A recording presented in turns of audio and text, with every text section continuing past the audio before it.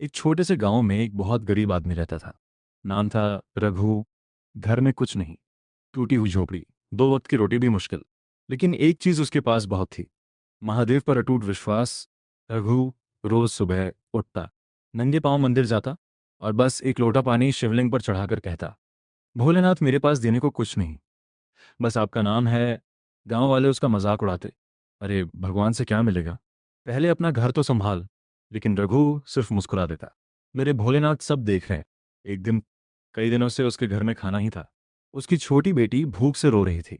पत्नी ने गुस्से में कहा, बस करो ये पूजा पाठ, भगवान से पेट नहीं भरता। रघु का दिल टूट गया, लेकिन उसने फिर भी कहा, आज आखिरी बार मंदिर जाऊंगा, अगर आज भी कुछ नहीं हुआ तो समझ जाऊंगा। वो मंदिर पहुंचा, आंखों में आंसू थे। उसने शिवलिंग पर पानी चढ़ाया और बोला, भोलेनाथ, अगर आप सच में हो तो आज मेरी मदद कर दो, वरना मैं भी हार जाऊंगा। इतना कहकर वो वापस लौटने लगा। रास्ते में एक बूढ़ा भिखारी मिला, कमजोर, भूखा, कांप रहा था। उसने हाथ जोड़कर कहा, बेटा 2 दिन से कुछ नहीं खाया, कुछ मिल जाए तो। रघु के पास सिर्फ एक रोटी थी, जो वो अपनी बेटी के लिए लेकर जा रहा था। एक पल के लिए वो रुका, मन में संघर्ष हुआ, बेटी भूखी है, ये कैसे दे दूं। लेकिन अगले ही पल उसने आंख बंद की और कहा, भोलेनाथ साहब आपको सौंपता हूं। और वो आखिरी रोटी उस भिखारी को दे दी। भिखारी ने मुस्कुराकर कहा, तुमने आज मुझे नहीं, भगवान को खिलाया है। रघु को अजीब सा सुकून मिला, लेकिन दिल में दर्द भी था।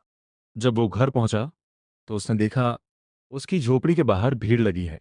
पत्नी भागते हुए आई और बोली, सुनो, कोई अमीर आदमी आया था, कह रहा था तुम्हारे पिताजी का पुराना कर्ज था, वो सब चुका गया और ये पैसे भी देकर गया।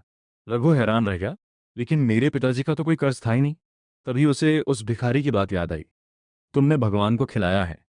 रघु की आंखों से आंसू निकल गए।